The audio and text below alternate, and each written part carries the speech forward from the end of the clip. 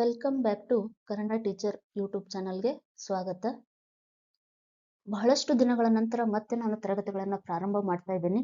ಕಾರಣಾಂತರಗಳಿಂದ ಯಾವುದೇ ತರಗತಿಗಳನ್ನ ಅಪ್ಲೋಡ್ ಮಾಡಕ್ಕೆ ಆಗದೆ ಇದ್ದಿದ್ದಕ್ಕೆ ತಮ್ಮಲ್ಲಿ ಆತ್ಮೀಯ ವೀಕ್ಷಕರಲ್ಲಿ ಕ್ಷಮೆಯನ್ನ ಯಾಚಿಸುತ್ತಾ, ಇವತ್ತಿನಿಂದ ಮತ್ತೆ ನಾನು ವಿವಿಧ ಸ್ಪರ್ಧಾತ್ಮಕ ಪರೀಕ್ಷೆಗಳಿಗೆ ಸಂಬಂಧಿಸಿದಂತೆ ಹಾಗೂ ಪ್ರೌಢಶಾಲಾ ವಿದ್ಯಾರ್ಥಿಗಳಿಗೆ ಅನುಕೂಲವಾಗುವ ರೀತಿಯಲ್ಲಿ ಮತ್ತೆ ವ್ಯಾಕರಣಾಂಶದ ತರಗತಿಗಳನ್ನ ಪ್ರಾರಂಭ ಮಾಡ್ತಾ ಇದ್ದೀನಿ. ಇನ್ನು ನಮ್ಮ ಚಾನಲ್ ಅನ್ನ ಯಾರು ಹೊಸದಾಗಿ ನೋಡ್ತಾ ಇದ್ರಲ್ಲ, ಸಬ್ಸ್ಕ್ರೈಬ್ ಆಗ್ರಿ, ಆದಷ್ಟು ಶೇರ್ ಮಾಡ್ರಿ, ಲೈಕ್ ಮಾಡ್ರಿ ಅಂತ ಹೇಳ್ತಾ ಮತ್ತೆ ಇವತ್ತಿನಿಂದ ನಾನು ತರಗತಿಯನ್ನ ಪ್ರಾರಂಭಿಸ್ತಾ ಇದ್ದೀನಿ.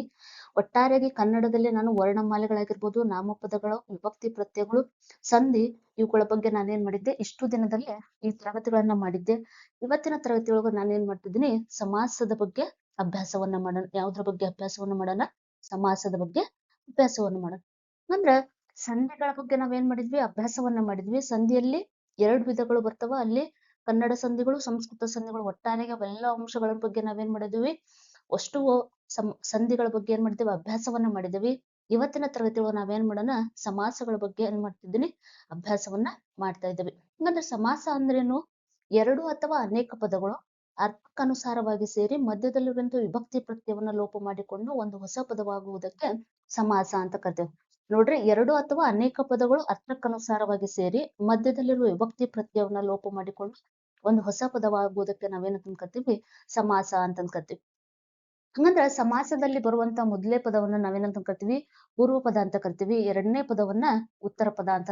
ಹೆಂಗ ಸಂಧಿ ಪದವನ್ನ ಬರೆಯುವಂತ ಸಂದರ್ಭದಲ್ಲಿ ಪೂರ್ವ ಪದ, ಉತ್ತರ ಪದ, ಸಂಧಿ ಪದ ಅಂತ ಕರಿತಿದ್ವಲ್ಲ, ಇಲ್ಲಿ ಸಹಿತ ನಾವೇನ್ ಮಾಡ್ತೀವಿ, ಪೂರ್ವ ಪದ ಮತ್ತು ಉತ್ತರ ಪದ ಅಂತ ಕರಿತೀವಿ.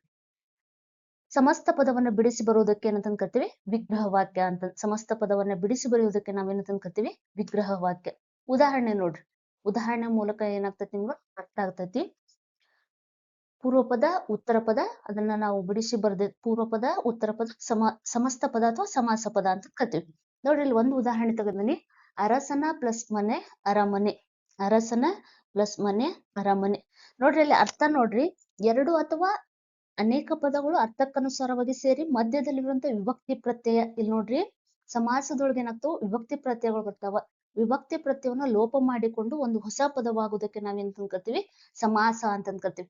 ನೋಡ್ರಿ, ಉದಾಹರಣೆನ ಅಬ್ಸರ್ವ್ ಮಾಡ್ರಿ, ಅರ್ಥ ಮಾಡ್ಕೊರಿ. ಪೂರ್ವ ಪದದಲ್ಲಿ ಅರಸನ, ಪೂರ್ವ ಪದದಲ್ಲಿ ಏನೈತಿ, ಅರಸನ ಪ್ಲಸ್ ಮನೆ ಅರಮನೆ ಅಂತ. ನೋಡ್ರಿ, ಕೂಡಿಸ್ಬಿಡ್ದಾಗ ಏನಾಗೈತಿಲ್ಲ, ಒಂದು ಹೊಸ ಪದ ಅರಮನೆ ಅಂತ ಬಂದೈತಿ.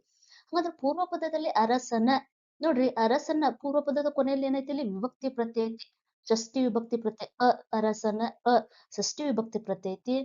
ಅರಸನ ಪ್ಲಸ್ ಮನೆ ಅರಮನೆ. ಅರ್ಥ ಆಗತ್ರಿ? ಹಂಗಂದ್ರೇನ, ಪೂರ್ವ ಪದದಲ್ಲಿರುವಂತಹ ವಿಭಕ್ತಿ ಪ್ರತ್ಯಯ ಏನಾಗ್ತೈತಿ, ಅಲ್ಲಿ ಲೋಪವಾಗಿ. ಅಕ್ಕ ನಿಯಮ ಏನ್ ಹೇಳ್ತೈತಿ, 2 ಅಥವಾ ಅನೇಕ ಪದಗಳು ಅರ್ಥಕ್ಕನುಸಾರವಾಗಿ ಸೇರಿ ಮಧ್ಯದಲ್ಲಿರುವಂತಹ ವಿಭಕ್ತಿ ಪ್ರತ್ಯವನ್ನ ಲೋಪ ಮಾಡಿಕೊಂಡು ಒಂದು ಹೊಸ ಪದವಾಗ್ತೈತಿ. ನೋಡ್ರಿ, ಅರಸನ ಪ್ಲಸ್ ಮನೆ ಅರಮನೆ. ಅರ್ಥ ಆಯ್ತಲ್ರಿ? ಪೂರ್ವ ಪದದಲ್ಲಿದ್ದಂತಹ ವಿಭಕ್ತಿ ಪ್ರತ್ಯಯ ಲೋಪ ಆಗಿ ಒಂದು ಹೊಸ ಪದವಾತು. ಏನು, ಅರಸನ ಅಂತಂದಿದ್ದು ಅದೇನತ್ತಲ್ಲಿ, ಅರಮನೆ. ಅರ್ಥ ಆಗ್ತೈತ್ರಿ? ಇನ್ನೊಂದು ಉದಾಹರಣೆ ನೋಡ್ರಿ, ಮರದ ಪ್ಲಸ್ ಕಾಲು ಮರಗಾಲು. ಮರದ ಪ್ಲಸ್ ಕಾಲು ಮರಗಾಲು. ಹಂಗಂದ್ರ ಮರದ, ಅಲ್ಲಿ ನೋಡ್ರಿ, ಮರದ ಯಾವ್ದೈತಲ್ಲಿ, ಷಷ್ಠಿ ವಿಭಕ್ತಿ ಪ್ರತ್ಯಯ. ಮರದ ಪ್ಲಸ್ ಕಾಲು ಮರಗಾಲು. ಸಮಾಸ ಪದವಾದಾಗ ಏನೈತಿ, ಹೊಸ ಪದ ಆಗೈತೆ, ಅದ್ ಮರಗಾಲು. ಅರ್ಥ ಆಯ್ತಲ್ರಿ? ಹಂಗಂದ್ರೆ ಸಮಾಸ ಅಂದ್ರೆ ಏನಂತಂದ್ರೆ ಅರ್ಥ ಆಯ್ತು ಅನ್ಕೊಂತಾನೆ. 2 ಅಥವಾ ಅನೇಕ ಪದಗಳು ಅರ್ಥಕ್ಕನುಸಾರವಾಗಿ ಸೇರಿ ಮಧ್ಯದಲ್ಲಿರುವಂತ ವಿಭಕ್ತಿ ಪ್ರತ್ಯವನ್ನ ಲೋಪ ಮಾಡಿಕೊಂಡು ಒಂದು ಹೊಸ ಪದ ಆಗ್ತೈತಿ. ಅದಕ್ಕೆ ನಾವೇನಂತ ಕರಿತೀವಿ ಅಂದ್ರೆ ಸಮಾಸ ಅಂತ ಕರಿತೀವಿ. ನೋಡ್ರಿ, ಇಲ್ಲಿ ಕನ್ಫ್ಯೂಸ್ ಆಗ್ಬೇಡ್ರಿ. ಸಮಾಸ ಪದಗಳ ಬೇರೆ, ಸಂಧಿ ಪದಗಳ ಬೇರೆ. ಸಂಧಿ ಪದಗಳು ಅಕ್ಷರಗಳ ನಡುವಿನ ಸಂಬಂಧವನ್ನು ಹೊಂದಿರ್ತಾವ. ಸಂಧಿಗಳೇನಾಗಿರ್ತಾವೋ ಅಕ್ಷರಗಳ ನಡುವಿನ ಸಂಬಂಧವನ್ನು ಹೊಂದಿರ್ತಾವ. ಸಮಾಸಗಳು ಪದಗಳ ನಡುವಿನ ಸಂಬಂಧವನ್ನು ಹೊಂದಿರ್ತಾವ. ಇಷ್ಟ ಡಿಫ್ರೆನ್ಸ್ ಇರೋದು ಸಂಧಿಗೂ ಮತ್ತು ಸಮಾಸಕ್ಕೂ. ಸಂಧಿ ಪದಗಳ ಬೇರೆ ಬರ್ತಾವ, ಸಮಾಸ ಪದಗಳ ಬೇರೆ ಬರ್ತಾವ. ಇನ್ನೊಂದ್ಸರಿ ಹೇಳ್ತಾ ನೋಡ್ರಿ, ಸಂಧಿಗಳು ಅಕ್ಷರಗಳ ನಡುವಿನ ಸಂಬಂಧವನ್ನು ಹೊಂದಿರ್ತವ, ಸಮಾಸಗಳು ಪದಗಳ ನಡುವಿನ ಸಂಬಂಧವನ್ನು ಹೊಂದಿರ್ತವ. ಗೊತ್ತಾಯ್ತಾ? ನೆಕ್ಸ್ಟ್ ಹಂಗಂದ್ರ ಸಮಾಸಗಳ ಪ್ರಕಾರಗಳು. ಸಮಾಸದಲ್ಲಿ ಎಷ್ಟು ಬರ್ತಾವ ಪ್ರಕಾರಗಳು?